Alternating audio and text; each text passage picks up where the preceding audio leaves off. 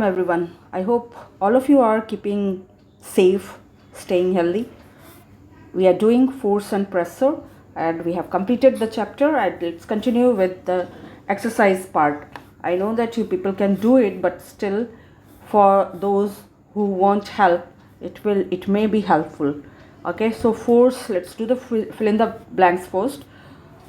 For a force to come into play, the two concerned bodies must interact. We have understood what interaction is. Interact with each other. To draw water from a well, we have to pull the rope. खींचना पड़ता है. An unbalanced force acting on a moving object may change its speed and its direction and or दोनों चीज़ change कर सकता है depending on the कितना force लग रहा है. Direction in the game of cricket the balls fall when the ball strikes them. This is an example of an which force? Contact force. Contact force.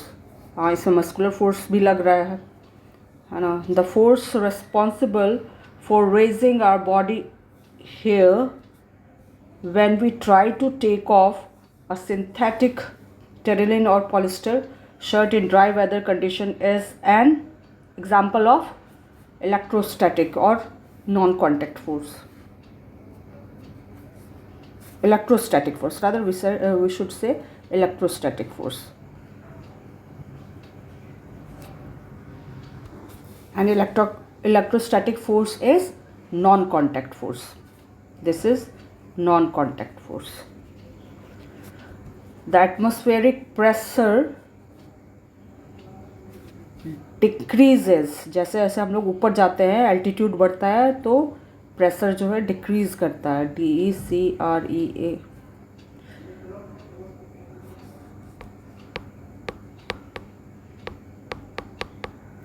decreases.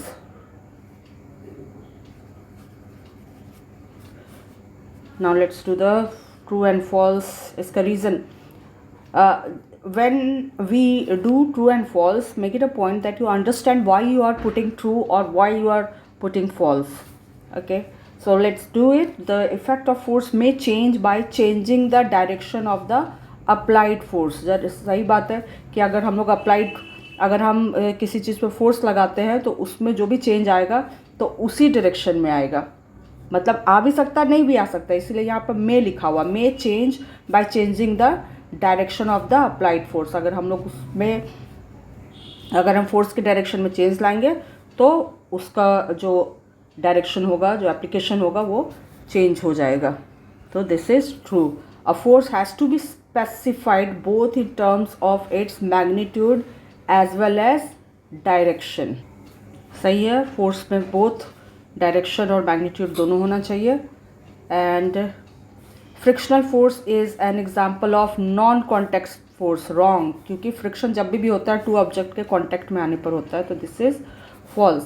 A gas filled balloon moves up. The upward force acting on it is smaller than the force of gravity. That is the downward acting force. अगर नीचे का force कम होगा तभी वो ऊपर जाएगा. लेकिन यहाँ पर क्या लिखा हुआ है? The upward force acting on it is smaller than the force of gravity. अगर smaller होगा तो वो नीचे आ जाएगा. इसीलिए this is false. Now we can reduce the pressure of a given force by increasing the area over which the force acts. बिल्कुल सही है भाई. एरिया बढ़ाने से फोर्स का इम्पैक्ट कम हो जाता है. Inside a bottle filled with water pressure is least at the bottom and the greatest at the surface of the water. गलत, क्योंकि एल्टीट्यूड के साथ प्रेशर बढ़ता है वाटर के केस में, है ना. प्रेशर बढ़ता है. चलो अब आगे बढ़ें. Now tick the correct option. When two forces applied on an object are equal and opposite, then these force may. Now read all the option carefully. May move the object, may stop a moving object. क्या देख लो, when two forces applied on an object are equal and opposite, मतलब दोनों direction से same force लगाया जा रहा है, then these forces दोनों से बराबर ही लगाया जा रहा है, तो क्या होगा, मे मूव द ऑब्जेक्ट, नहीं मूव करेगा. May stop a moving object, ये भी नहीं होगा. मे move the object and also cause a change in its, नहीं भाई ये तो नहीं होगा. Do not move the object but may cause a change in its shape, मतलब दोनों तरफ से लगाया जा रहा है फोर्स, उल्टा डायरेक्शन हो गया ये. मतलब क्या है, इक्वल एंड ऑपोजिट डायरेक्शन, मतलब यहाँ से भी लगाया जा रहा है, यहाँ से भी लगाया जा रहा है, तो क्या होगा कि उसका डायरेक्शन शेप में चेंज हो सकता है लेकिन वो मूव नहीं करेगा. तो this one is correct. Now the following are the names of some of the well known forces: gravitational force, magnetic force, muscular force and frictional force. Out of these, अब सब लोग हम लोग जान रहे हैं कि कौन कौन सा कॉन्टैक्ट फोर्स है. Gravitational force is non contact force, this is non contact force. Muscular force is what, contact force.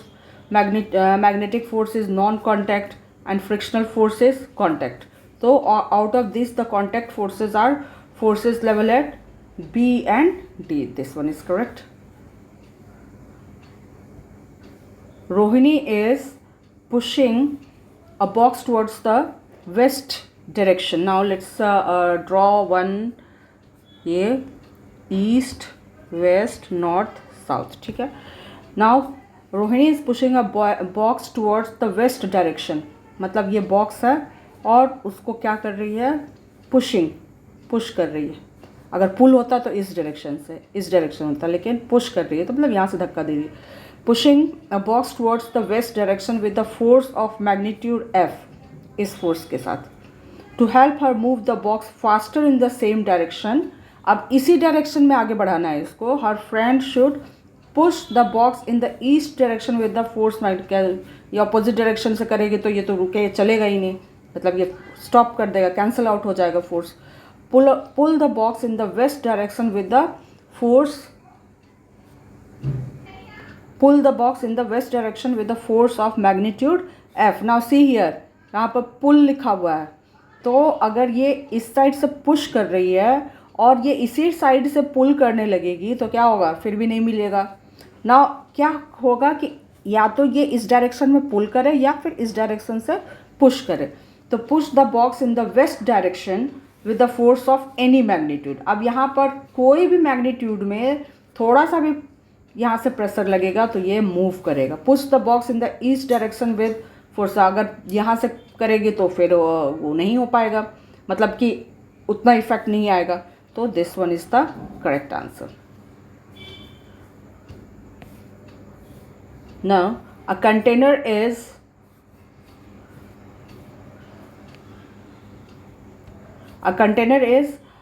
filled with water as shown in the figure above. हम लोग पढ़ चुके हैं pressure. Just keep in mind that this question is from water pressure, fluid pressure. Which of the following statement is correct about the pressure of water in this container? Now देखो, अब यहाँ पर है कि C सबसे नीचे है, B उसके ऊपर है, A सबसे ऊपर है. तो सबसे नीचे जो है, अब वाटर जो प्रेशर एक्सर्ट कर रहा है not only in this direction, मतलब इसके वॉल पर भी प्रेशर एक्सर्ट हो रहा है ना. तो अब ये C वाला सबसे नीचे है और ये भी पता है कि जो प्रेशर है वो थर्स्ट होता है, ऊपर हॉरिजॉन्टली लगता है, मतलब हमेशा ऊपर से लगता है. ठीक है, तो इसमें से कौन सा सही होगा. Which of the following statement is correct about the pressure of water in this container? तो सबसे ज़्यादा प्रेशर C पर होगा. Pressure C is greater, pressure B उससे कम होगा और A पर सबसे कम होगा. तो दिस आंसर इज़ करेक्ट. अब वो बाकी जब हमें आंसर मिल ही गया तो बस लॉजिक लगाने का है ना, और बराबर तो हो ही नहीं सकता है. ये वाला ऑप्शन अगर हम लोग फाइंड आउट करें कि pressure A is equal to pressure B, ये तो हो ही कहीं नहीं, क्योंकि अलग अलग उसका जो लोकेशन है अलग अलग है. स्विमर को जो डाइवर होता है उसको अलग अलग प्रेशर लगता है डिपेंडिंग ऑन द डेप्थ, क्योंकि जो प्रेशर लगता है उसके कॉलम, मतलब अगर ये यहाँ पर है तो इसके ऊपर जो प्रेशर जो लगेगा एटमॉस्फेरिक प्रेशर वो ऊपर, ठीक ऊपर के डायरेक्शन से लगता है। An empty bottle has to be placed on a table that exerts the maximum pressure on the surface of the table. भाई समझ लो भाई, जहाँ पर ज़्यादा सरफेस एरिया कांटेक्ट में रहेगा वहाँ पर प्रेशर कम रहेगा, है ना। तो प्रेशर हम लोग पढ़ चुके हैं कि larger the surface area lesser the pressure, lesser the surface area larger the pressure. तो देखो यहाँ पर इतना ही सरफेस एरिया है, देखो यहाँ पर इतना ही कांटेक्ट में है, तो ये जो प्रेशर इतना कांटेक्ट में है तो इसका जो प्रेशर है पूरा इतने दूर तक लग रहा है। इस सारे बॉटल का प्रेशर यहाँ पर है। हिल चप्पल जो पहनते हैं तो प्रेशर एक जगह पर कॉन्सेंट्रेट हो जाता है, और इसका प्रेशर देखो इतने दूर तक पड़ रहा है, तो कौन सा है, इसके ऊपर सबसे ज़्यादा प्रेशर पड़ेगा। Now for the first, what is this, okay, for this the bottle need to be placed in the position labelled as, कौन सा होगा, पोजिशन बी, क्योंकि सबसे कम एरिया यही उठा रहा है, ले रहा है, कम एरिया पर है तो इसका सारा प्रेशर इसी जगह पर कॉन्सेंट्रेट हो रहा है। तो answer B is correct. When we press the bulb of a dropper, dropper होता है ना जो बच्चों को हेमोपैथ वगैरह में भी आता है और बच्चों को जो दिया जाता है इस तरह से होता है, और यहाँ पर से ये थोड़ा सा फुला हुआ रहता है और यहाँ पर थोड़ा पतला सा रहता है, और इसी को प्रेस किया जाता है, इसी को प्रेस किया जाता है। तो प्रेस करने से क्या होता है कि इसमें का जो एयर है वो बाहर निकल जाता है, और जैसे ही इसको हम लोग डिप करते हैं फ्लूइड में, वो जो खाली जगह रहता है उस प्रेशर यहाँ पर से पड़ रहा है और ये फिर फ्लूइड ऊपर चला जाता है, इस ड्रॉपर में भर जाता है। With its nozzle kept under the water, air in the dropper is seen to escape in. हाँ, एक चीज़ और है कि जब अगर यही वाला काम अगर फ्लूइड के अंदर में रख करके किया जाए तो क्या करो, जो एयर बबल जो रिलीज़ होता है इसमें से, तो यहाँ पर बबल्स बनता है, एयर जो निकलता है तो पानी के अंदर में बबल्स बनता है।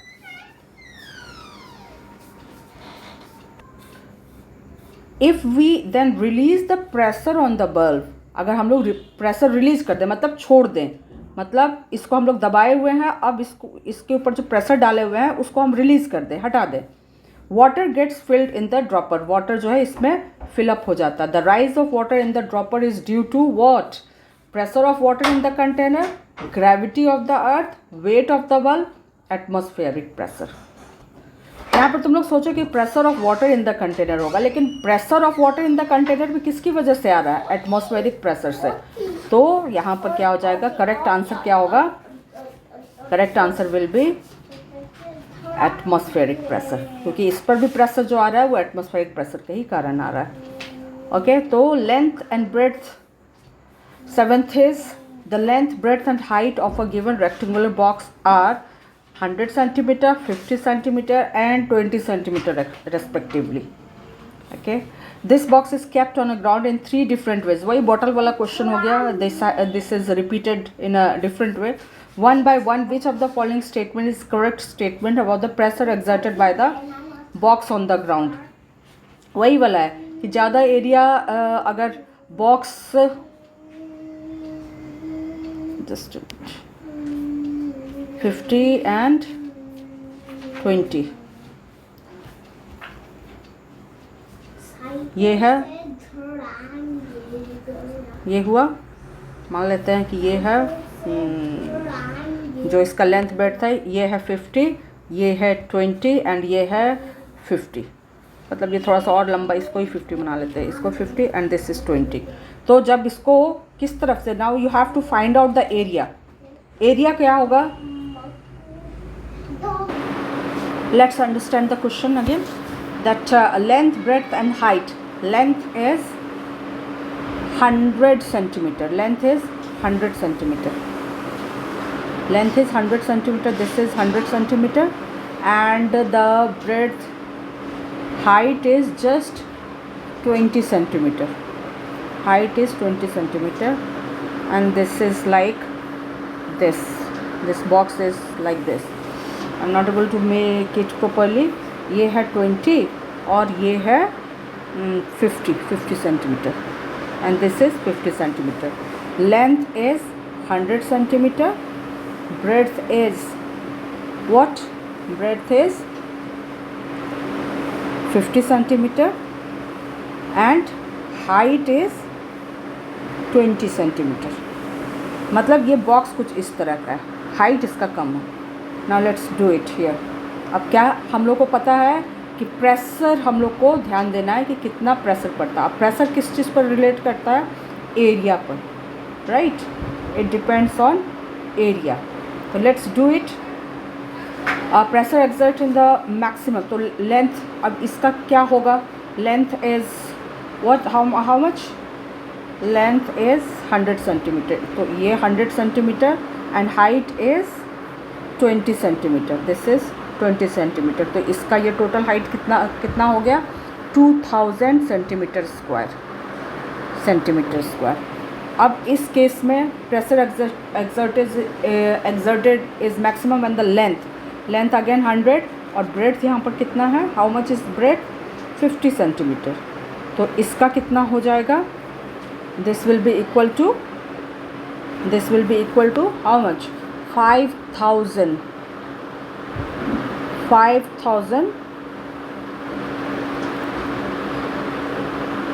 centimeter square.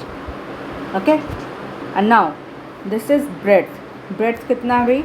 You have simple calculation. It is, you have to find out the area of a rectangle is 2 into area of the rectangle is length into breadth. That is what we are doing. Breadth is here how much? 50, right? ये तो दिया ही हुआ है and height is just 20. तो 5 to the 10, ये हो गया 1000 centimetre square.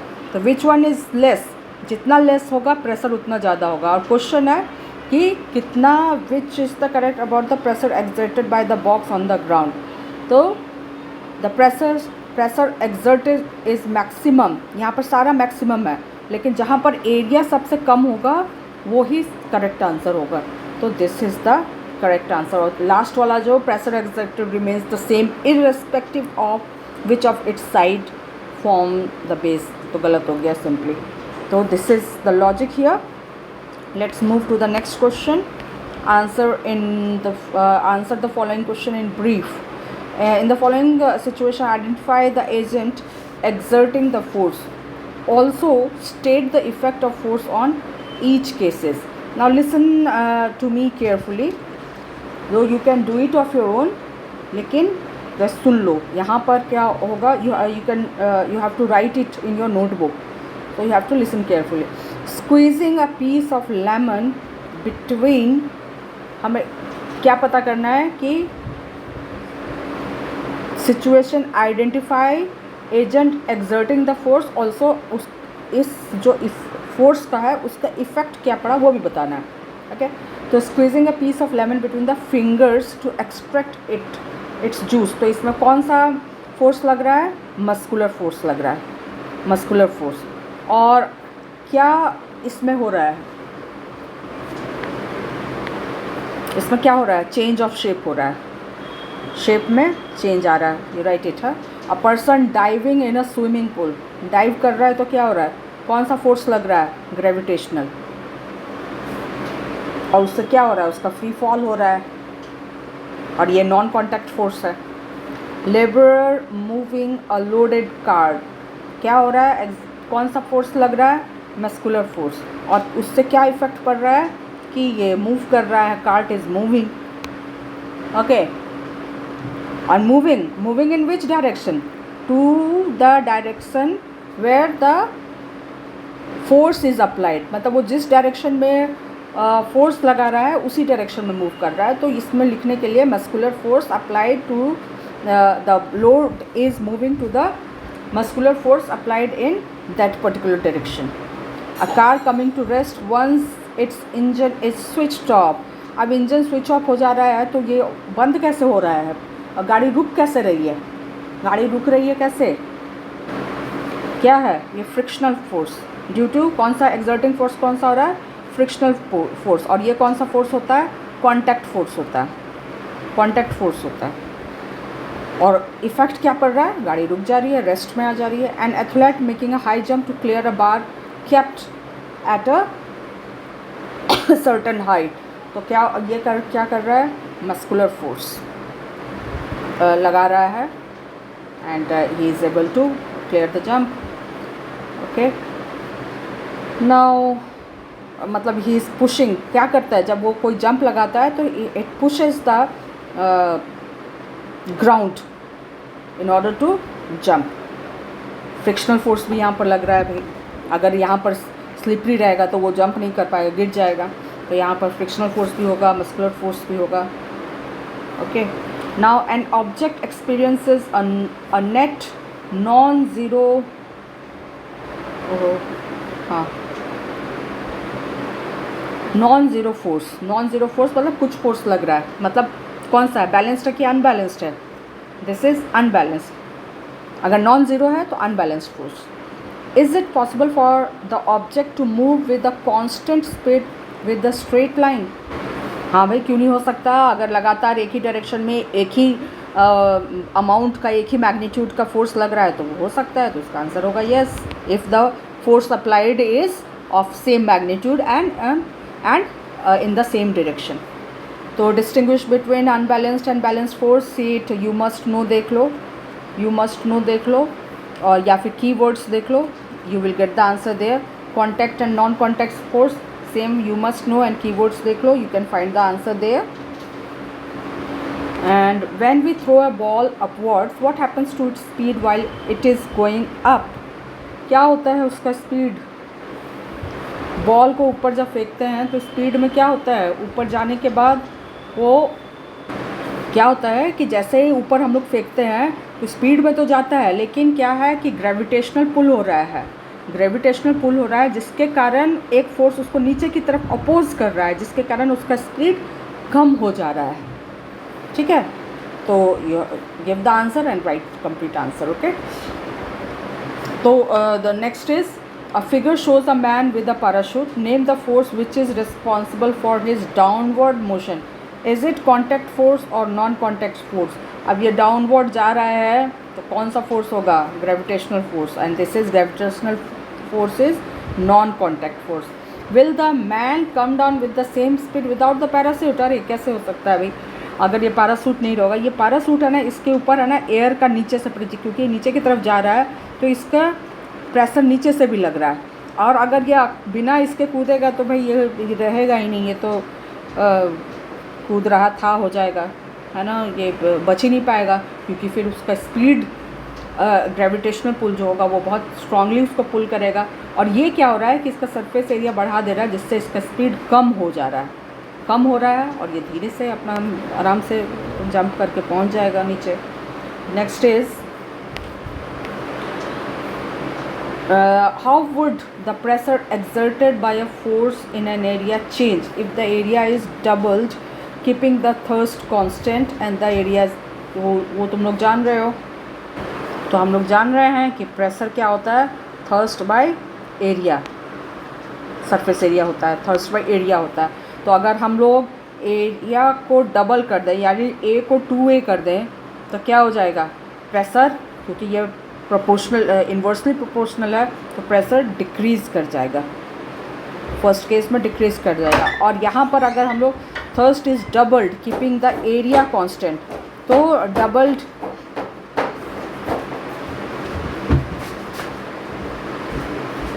सो first case में तो डिक्रीज़ हो जाएगा। And now in the second case again क्या हो रहा है, pressure equal to thrust by area. तो अब यहाँ पर हम लोग क्या कर रहे हैं, ये directly proportional, pressure is directly proportional to the thrust. तो डबल, थर्स्ट को डबल कर दे तो 2a कर दें और ये a ही रहने दिया जाए, तो ये क्या हो जाएगा, बहुत ज़्यादा प्रेशर पड़े तो क्या हो जाएगा, pressure will increase. Okay, when will, let's move to the next question, when will a diver experience a greater force? Diver कब ज़्यादा प्रेशर फील करेगा, 100 centimetre below the surface of water और 200 centimetre below the surface of water? Justify your answer. Now ये तो understood है कि जैसे अगर कोई बंदा नीचे की तरफ जा रहा है तो जो प्रेशर है उस कॉलम जो उसके ऊपर जो प्रेशर का कॉलम पड़ रहा है वो क्या होगा, नीचे जैसे से जाएगा उसका प्रेशर बढ़ता चला जाएगा। तो ऑब्वियसली अब 200 सेंटीमीटर बिलो द सरफेस, ये सरफेस के बिलो 200 सेंटीमीटर जाएगा तो ऑब्वियसली यहाँ पर ज़्यादा प्रेशर लगेगा। तो हम लोग को आंसर कैसे जस्टिफाई करेंगे कि we know that the pressure increases when the length of water column increases on the divert. Okay, so you write it of your own, write in a more beautiful way, अच्छी तरह से elaborate करके write down and then answer the E part. E part is define force.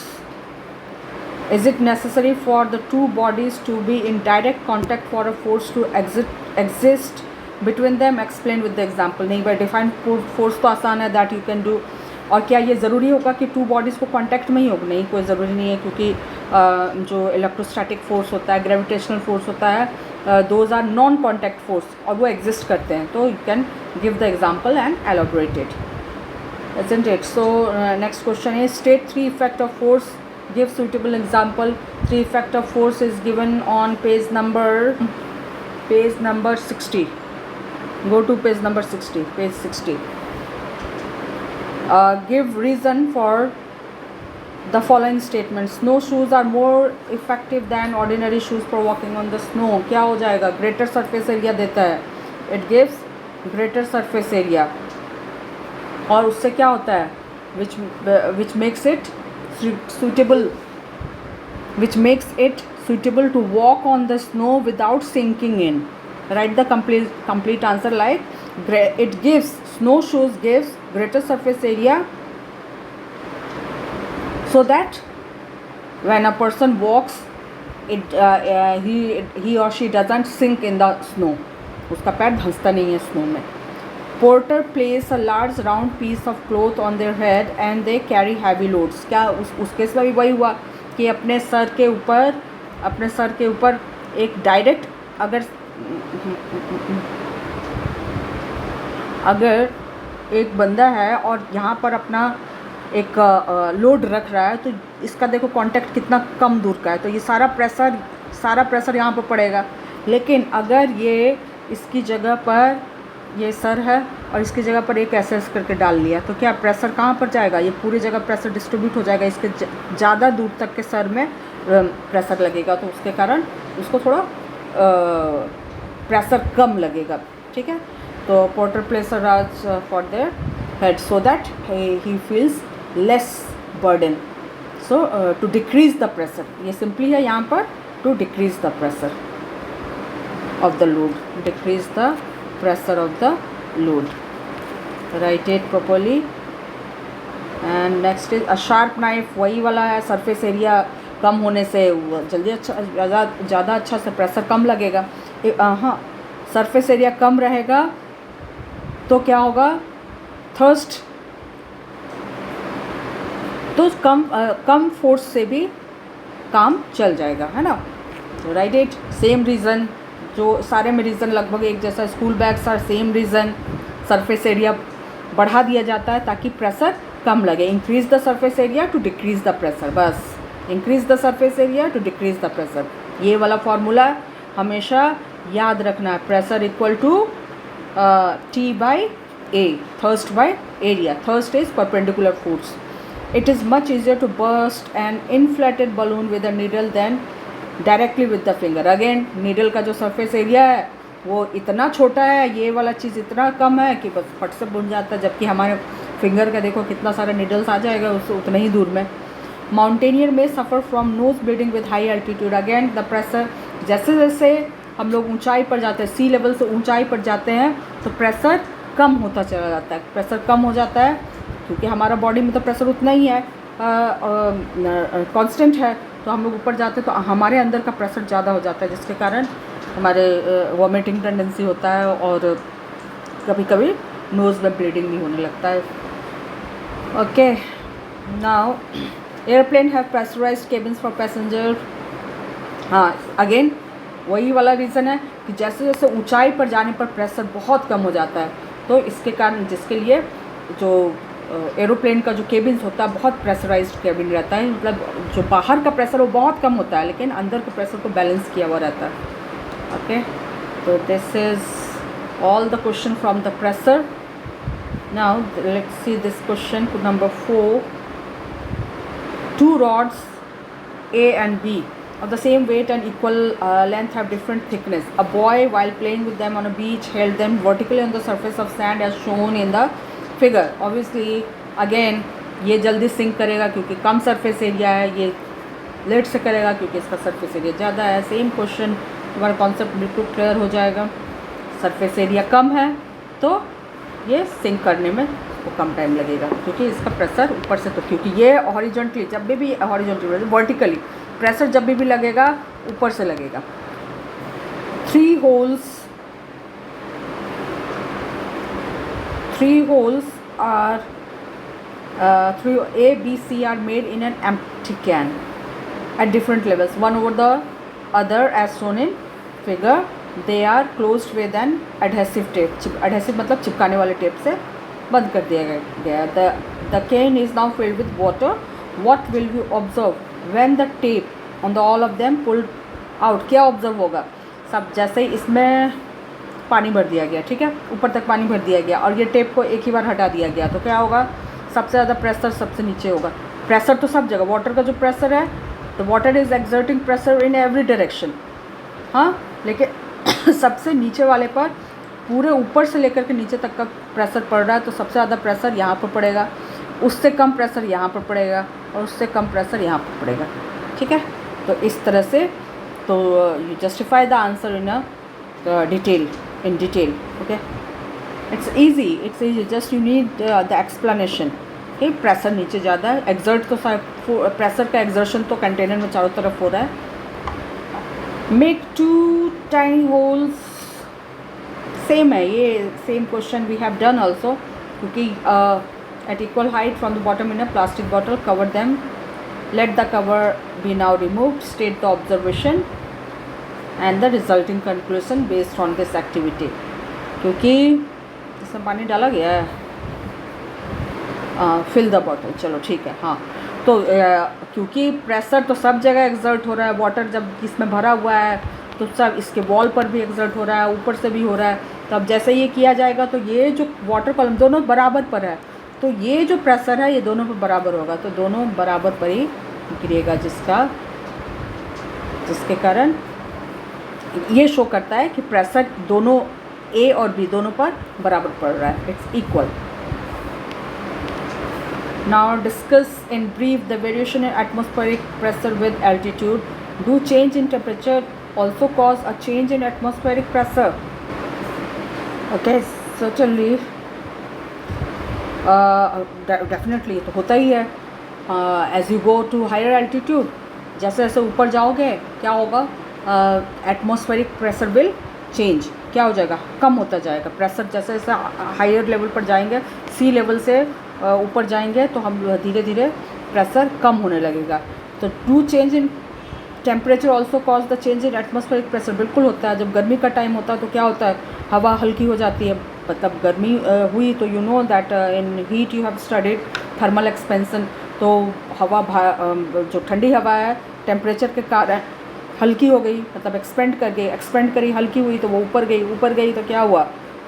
Atmospheric pressure नीचे क्या होगा? Low pressure होता है तो क्या होता है? बारिश होती है ना, जानते ही हो। अगर नहीं जानते हो तो we will discuss it.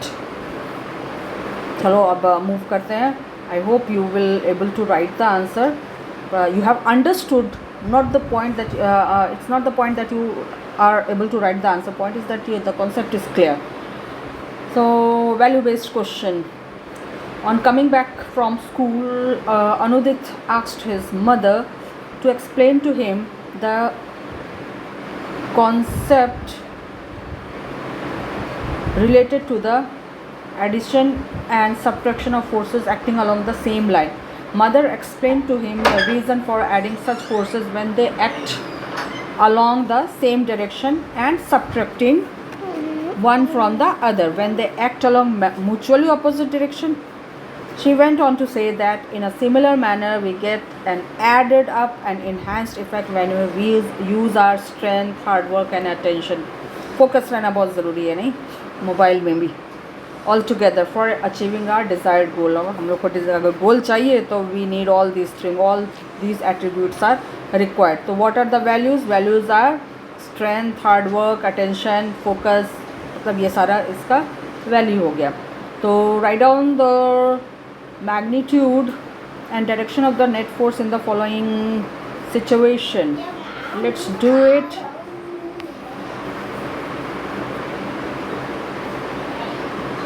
In a tug of war, team A is applying a force of 100 Newton along with the east direction. अब east direction यहाँ पर ऐसे पहले बना लेते हैं, east, west, north, south. Okay, south. तो ये जो बन रहा है एक tug of war चल रहा है, applying a force of 100 Newton along the east direction. मतलब इस direction में 100 Newton का force लग रहा है. And team B is applying 200 Newton along the west direction. इसमें 200 न्यूटन का फोर्स लग रहा है तो क्या होगा, माइनस हो जाएगा. तो क्या आंसर आएगा, मैग्नीट्यूड क्या होगा, 200 माइनस 100, 200 माइनस 100. 100 न्यूटन किस डायरेक्शन में, किस डायरेक्शन में फोर्स लगेगा भाई, टू वेस्ट डायरेक्शन है ना. A boy is pushing a box with the force of 100 Newton. Again the same type of question, 100 Newton towards left. Now this is left 100 Newton. This is pushing. 100 Newton.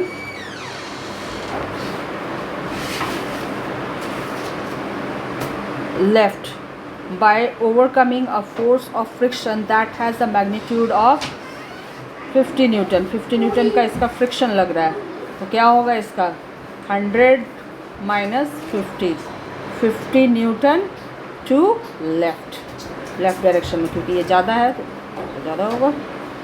I hope it's clear. Have a group discussion in which student gives example of combined and similarly directed effort of number of individual producing. Okay, we will do in the class. Chalo, I hope these things are clear.